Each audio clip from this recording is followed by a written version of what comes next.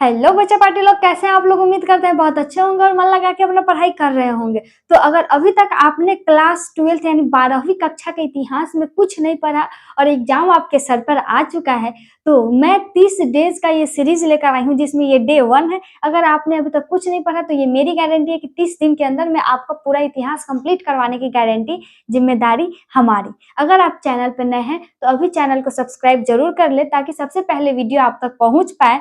और एक बात, इसमें कोई भी एक्स्ट्रा कुछ पढ़ाया नहीं जाएगा, सिर्फ जो आपके एग्जाम के व्यू से जो टॉपिक इंपॉर्टेंट होगा उसी को हम लोग कवर करेंगे। तो आइए स्टार्ट करते हैं।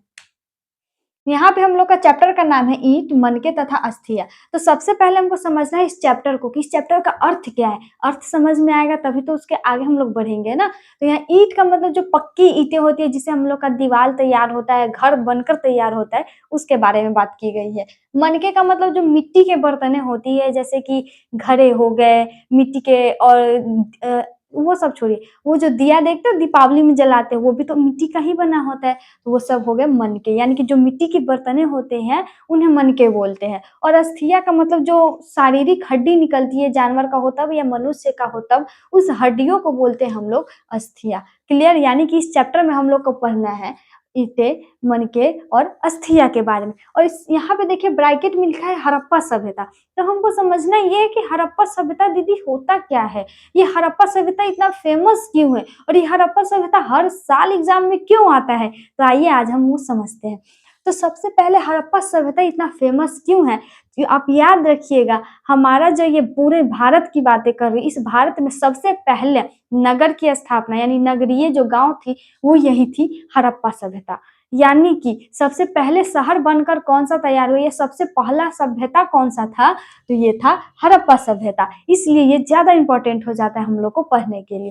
तो यहाँ पे देखिए इस हड़प्पा सभ्यता को, यानी इस सभ्यता को हड़प्पा सभ्यता ही क्यों कहा गया। कुछ और भी तो इसका नाम आ सकता था, लेकिन हड़प्पा सभ्यता ही नाम क्यों रखा गया। आपके एग्जाम में इससे पूछता है कि बताइए हड़प्पा सभ्यता को हड़प्पा सभ्यता ही क्यों कहा जाता है।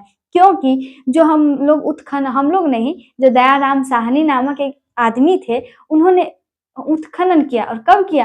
रेल पटरी बिछाने के टाइम। ध्यान से सुनिए, इतिहास ऐसा सब्जेक्ट है ना बाबू कि अगर आपको इतिहास से लगाव हो गया ना तो एक टाइम ऐसा आएगा कि इतिहास को भी आपसे लगाव हो जाएगा। तो ध्यान से समझिए यहाँ पे हड़प्पा सभ्यता, यानी कि जब एक आदमी थे, कहानी सुनिए, जॉन मार्शल नाम का। क्या नाम था उनका? मार्शल जी। ठीक है, अंग्रेजिया था, छिलल मुर्गा। ये मार्शल जी ने क्या किया, सोचा क्या कि अंग्रेज सबका तो वही आदत था क्या कि भारत से सामान सब ढो ढो के अपना देश ले जाना। यही सब था ना, जितना भी कुछ था माल पूंजी सब अंग्रेजों छिलल के मुर्गावा तो ले गया ना। तो उसने सोचा कि अगर मैं कुछ ऐसा चीज बनवा दूं जिससे एक ही बार में बहुत बार बहुत बहुत सामान हम ले जा सके अपनी दुनिया में, तो वही सोच कर उन्होंने सोचा क्यों ना रेलवे स्टेशन यानी कि ट्रेन का निर्माण किया जाए। तो इसीलिए उन्होंने एक आदमी को रखा, साहनी नामक। किस आदमी को? साहनी नामक। और कब रखा? तो 1921 में। बस कहानी समझ सुनते जाइए, एक टाइम ऐसा आएगा ना कि बोलोगे वाह दीदी क्या पढ़ाए हो आप।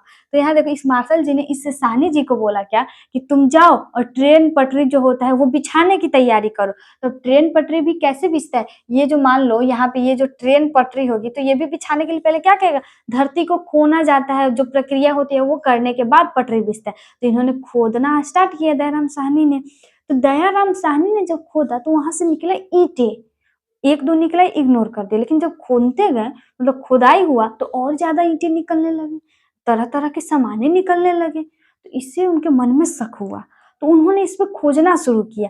तो यही कौन से एरिया में सबसे पहले खोदे थे यानी खुनाई हुआ था, तो हड़प्पा वाला एरिया में सबसे पहले उत्खनन क्रिया स्टार्ट हुई थी। इसीलिए इस सभ्यता का नाम पड़ गया है हड़प्पा सभ्यता, क्योंकि सबसे पहले खोज इस सभ्यता की कहाँ हुई थी, तो हड़प्पा नामक स्थान पे हुई थी।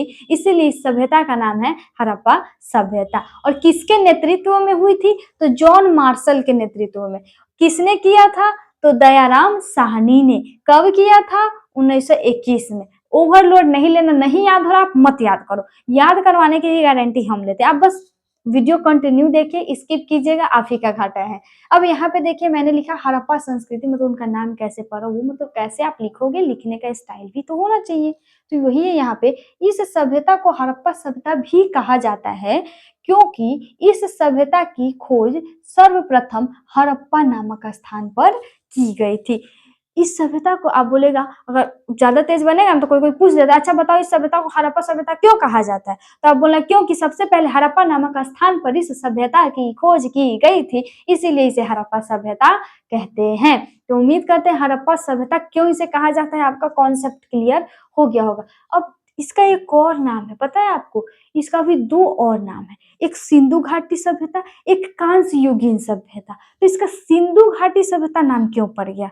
तो इसका सिंधु घाटी नाम इसलिए पड़ गया ना क्योंकि खोजे तो थे सबसे पहले हड़प्पालन, इसलिए इसका हड़प्पा सभ्यता, लेकिन सिंधु घाटी सभ्यता इसका नाम इसलिए पड़ा क्योंकि ये जो पूरा हड़प्पा सभ्यता था ना, इसका विकास सिंधु घाटी सिंधु जो नदी थी उनके किनारे हुआ था, उन्हीं के आसपास हुआ था, इसीलिए इस सभ्यता का नाम सिंधु घाटी सभ्यता भी रख दिया गया। देखिए यहाँ पे मैंने लिखा है, इस सभ्यता का विकास सिंधु नदी का घाटी में हुआ था, जिस कारण सिंधु घाटी सभ्यता भी कहा जाता है।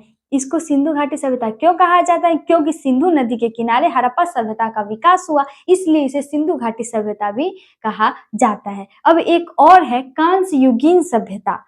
ये कांस्य युगीन सभ्यता इसे क्यों कहा जाता है? तो आप लोग देखिए, पदार्थ कई कितने तरह का होता, मतलब जैसे कि लोहा हो गया, टीना हो गया, चांदी हो गया, सोना हो गया, वैसे ही एक आता था कांस्य। क्या आता था पहले जो था ना, अभी जो बनती है वस्तुएं वो लोहा का भी बन जाता है, सोना का भी बन जाता है, चांदी का भी बन जाता है, टीना का भी बन जाता है, लेकिन पहले जो था एक आता था कांस्य।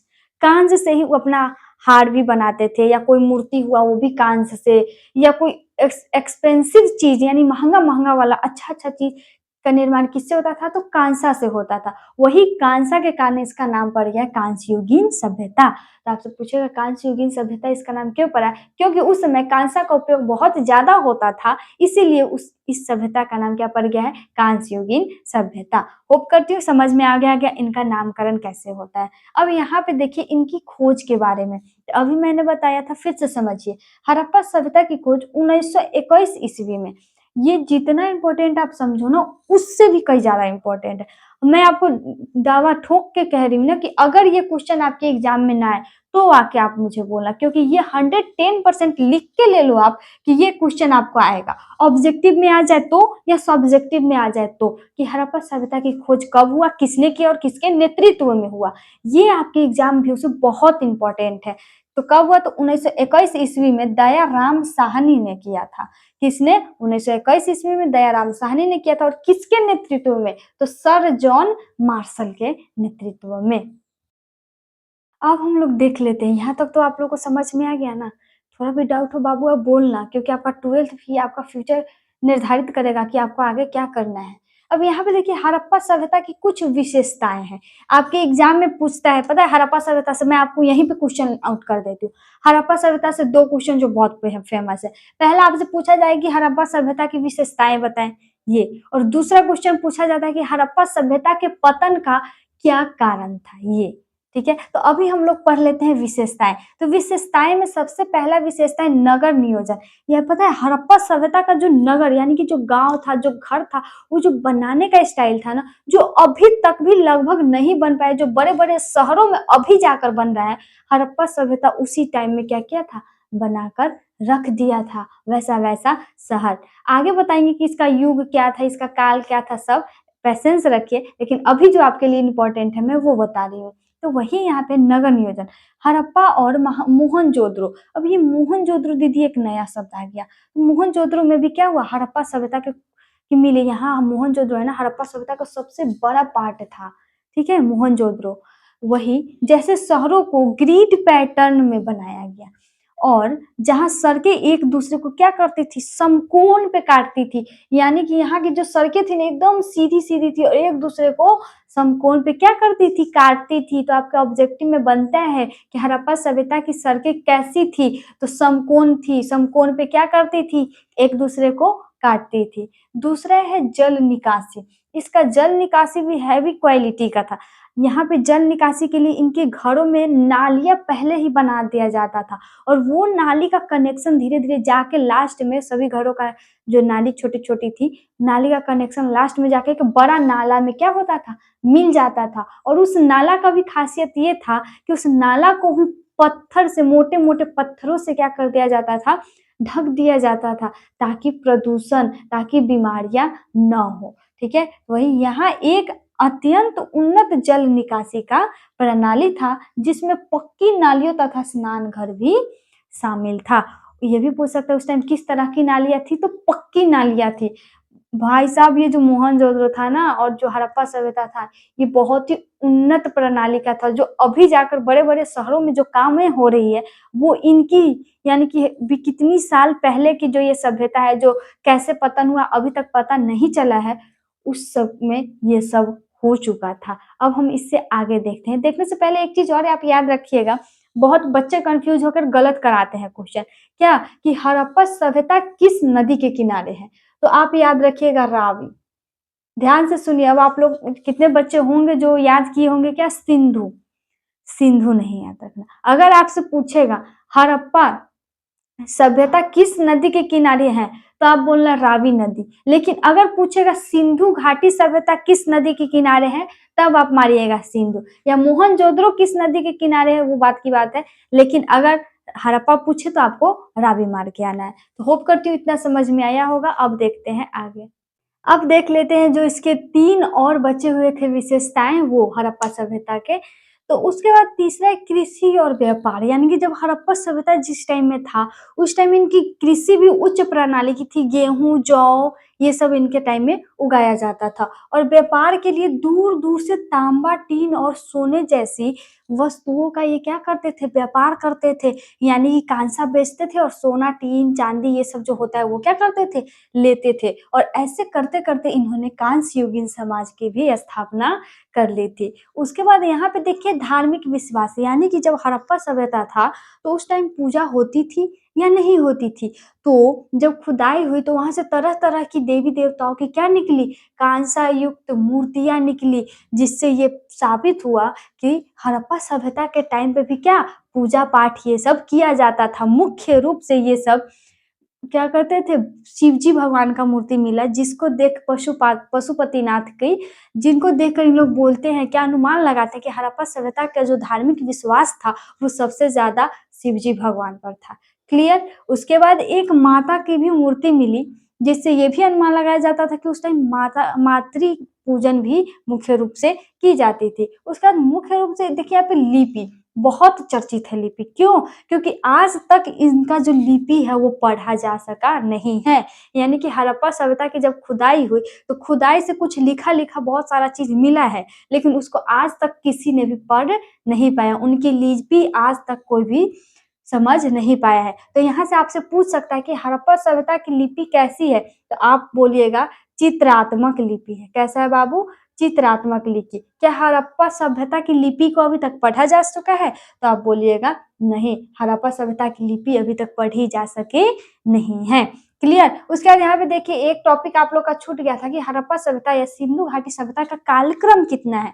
तो याद रखिएगा ऑब्जेक्टिव में पूछता है 2500 ईसा पूर्व से 1500 ईसा पूर्व। ये भी आपके लिए बहुत ही क्या है, इम्पोर्टेंट है। तो इसको भी आप ध्यान में रखिएगा। उसके बाद यहाँ पे देखिए एक और स्थान था मोहनजोदड़ो। वो यहाँ पे भी जो हड़प्पा सभ्यता थे उनके कुछ और सारे मिले। हम सबसे ज्यादा दूर में ये मोहनजोदड़ो ही क्या फैला हुआ है। यहाँ से ही एक साक्ष्य मिला था स्नान घर का। क्या? स्नान घर का। ये क्या था, एक बहुत ही बड़ा जलकुंड टाइप का था जिसमें अनुमान लगाया, चारों तरफ से सीढ़ी बना हुआ था उसमें, जिससे अनुमान लगाया गया कि जब बहुत पर्व त्योहार ये सब होते हैं तो सभी व्यक्ति मिलकर इसी में क्या करते हैं, स्नान करते हैं। जैसे हम लोग में होता है ना, पूर्णिमा होता है तो सभी लोग जाते हैं नदी नहाने, वैसे ही ये अनुमान किया गया कि मोहनजोदड़ो में जो स्नानागार था, मतलब तालाब था, उसमें क्या था, जब बहुत पूजा पाठ होती थी तो सभी व्यक्ति इसी स्नान घर या तालाब जो भी बोलो उसमें क्या करते थे, स्नान करके शुद्ध हुआ करते थे। और इसकी खोज कब हुआ? तो 1922 में और रखालदास बनर्जी ने। क्या मोहनजोदड़ो की खोज कब हुई? तो 1922 ईस्वी में रखाल दास बनर्जी के द्वारा। और किनके नेतृत्व में? तो सॉरी, उसी छिगलल मुर्गा जॉन मार्शल के नेतृत्व में। तो आज के लिए इतना ही रहेगा। अब यहाँ पे देखिए मैंने आपके लिए 2 क्वेश्चन लिखा है। इस दोनों में से एक क्वेश्चन आपके एग्जाम में इस बार निश्चित रहेगा। पहला कि हड़प्पा सभ्यता किस नदी के तट पे है? ऑब्जेक्टिव में पूछेगा। कमेंट बॉक्स में इसका आंसर आपको देना है। दूसरा कि हड़प्पा सभ्यता की क्या मतलब क्या समझते हैं या हड़प्पा सभ्यता की विशेषताएं बताएं टोटली। तो उम्मीद करती हूँ आज का जो ये वीडियो था आपको अच्छा से समझ में आया होगा। अगर वीडियो अच्छा लगे तो वीडियो को लाइक जरूर करें, नए हैं तो चैनल को सब्सक्राइब जरूर कर ले ताकि सबसे पहले वीडियो आप तक पहुंच पाए। मिलते हैं नेक्स्ट वीडियो में, तब तक के लिए take care, bye bye and धन्यवाद।